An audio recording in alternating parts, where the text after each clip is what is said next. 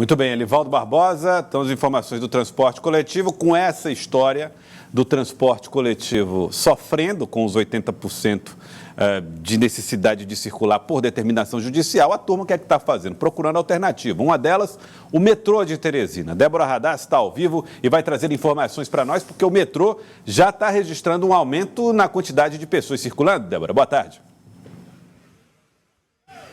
Boa tarde, Gelson, a você, Elivaldo, e a todos. Olha só, Gelson, muita gente está assim, sentada, esperando, né, uma solução aí para terem seus direitos, essas pessoas, para que elas possam utilizarem de fato o transporte público da capital.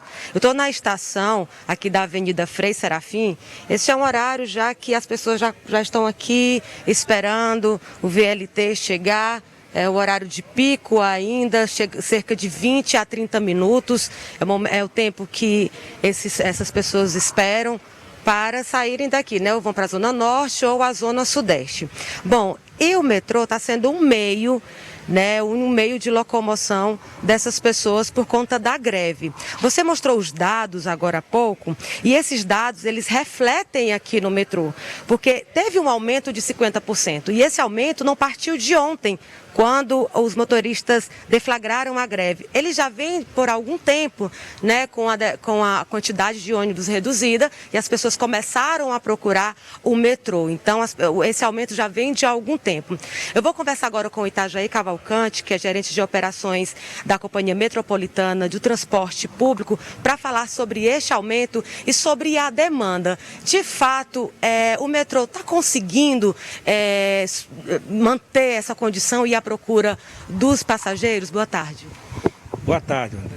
Olha, é o seguinte, nós estamos com hoje a nossa frota operando em todo vapor e nós tivemos uma demanda acrescida em média de em torno de 50%, não é? Tendo em vista aí a crise que está passando no sistema de transporte urbano de Teresina. Está dando conta, sim, viu? Tem 3 VLTs funcionando, na verdade que é para funcionar, tem 3. Está funcionando um. Por que os outros estão parados ou por que os 3 não funcionam para melhorar o transporte aqui da capital? Pelo menos essas pessoas que estão procurando o VLT.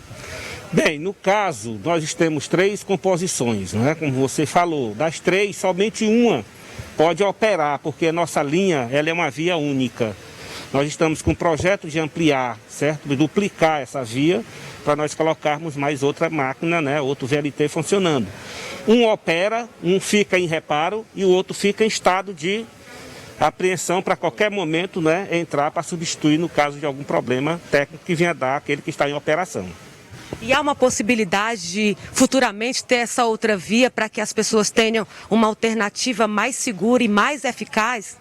Nós já temos um projeto já aprovado, tá entendendo? Já licitado, não é? Já temos dinheiro na Caixa Econômica para fazer essa duplicação, melhoramento de toda a via, como também da estação e de todo o complexo rodoferroviário, para darmos um melhor tratamento no atendimento ao povo da região sudeste de Teresina.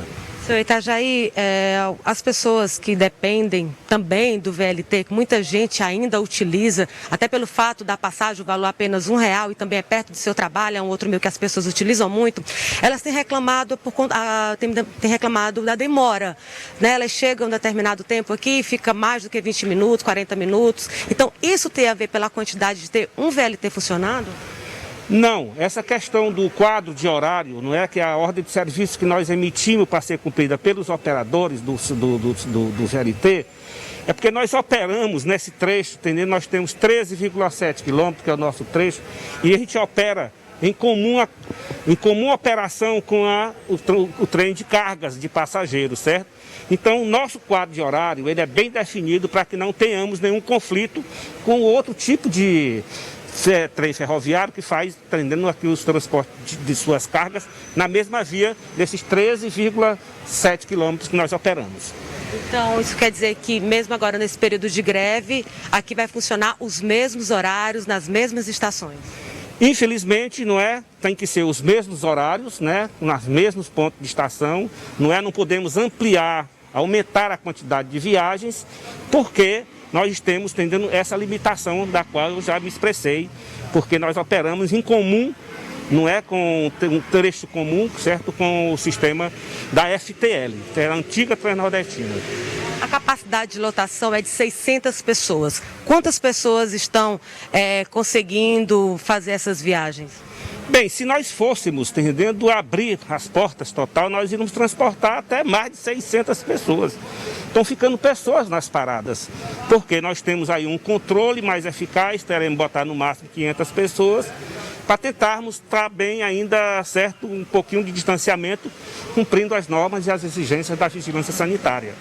Muito obrigada, Itajaí Cavalcante, falando sobre essa questão, né, Joyce? Esse aumento aí que não veio de agora, já vem de algum tempo, as pessoas ainda continuam procurando o VLT como um meio de locomoção. A vantagem é que é barato, é apenas R$1, mas também há uma desvantagem, porque não tem acesso a todas as zonas. Então a pessoa vai descer numa estação, vai ter que caminhar muito, ter que pegar um outro transporte para chegar ao trabalho, para chegar em casa, mas ainda assim, diante da crise do transporte coletivo, está sendo um meio mais barato, está sendo um meio mais viável das pessoas que dependem do transporte público, que não conseguem, não têm condições de pagar algo mais caro para irem ao trabalho, à escola, enfim, fazer os seus afazeres. Neste momento, as pessoas estão aqui aguardando o VLT, que já deve chegar em 10, 15 minutinhos aproximadamente. Ele vem da região sudeste para ir para a zona norte e depois de algum tempo ele já volta, como o Itajaí Cavalcante explicou, que é apenas uma via,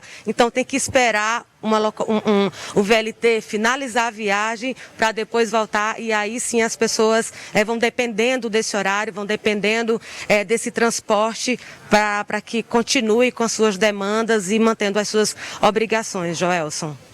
Débora, obrigado pelas informações. Débora constatando o aumento da procura pelo transporte, pela linha férrea, o metrô de Teresina. Agora, Elivaldo, é um metrô dos anos 90, desenhado com a linha dos anos 90 e que... 80. 90 começou a operar, correto.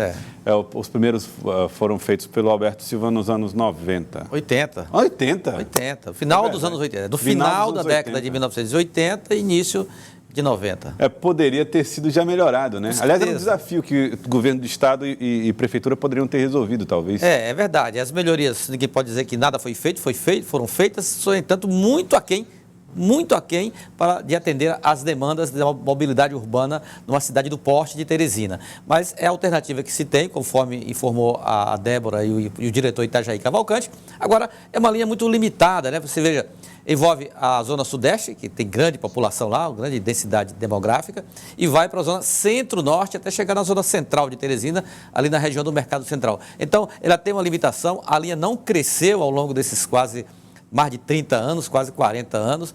Então, é um metrô ainda muito precário, muito primário, né? A Companhia Metropolitana é uma instituição descapitalizada, não tem como conseguir recursos para requalificar. A gente ouve essa história já há algum tempo, mas efetivamente a requalificação não tem contribuído para dar um suporte maior ao transporte de passageiros via férrea, né? A gente percebe aí que tem que dividir com o trem de carga e passa o dia, só pode circular um de cada vez. É complicado. Divide com o trem de carga e se apresentar algum dano lá, um trem de carga, danificar parte da linha, aí o metrô já não pode circular no dia seguinte. Tem tudo isso realmente no nosso metrô de Teresina, que poderia ser realmente ampliado e seria uma alternativa fabulosa, a um custo menor, porque é bastante subsidiado. Não é que sai mais barato, mas o subsídio é muito maior. Muito maior, exatamente. Em relação ao transporte do metrô de Teresina. Elivaldo, conto com você nessa edição ainda do Jornal do Piauí, Elivaldo. Sim, conto sim, Joelson. Mais tarde, a Lídia Brito vai mostrar, por exemplo, Joelson, que na Câmara Municipal, um só partido, tem um privilégio. 2 líderes. Um na oposição, outro na situação. Como é? Um só partido, com 2 líderes, um na oposição, outro na situação. Um partido e 2 alas. Um partido e 2 alas. Daqui a pouco, Elivaldo Barbosa trazendo as informações aqui no Jornal do Piauí com Lídia Brito sobre a política aqui em tempo real.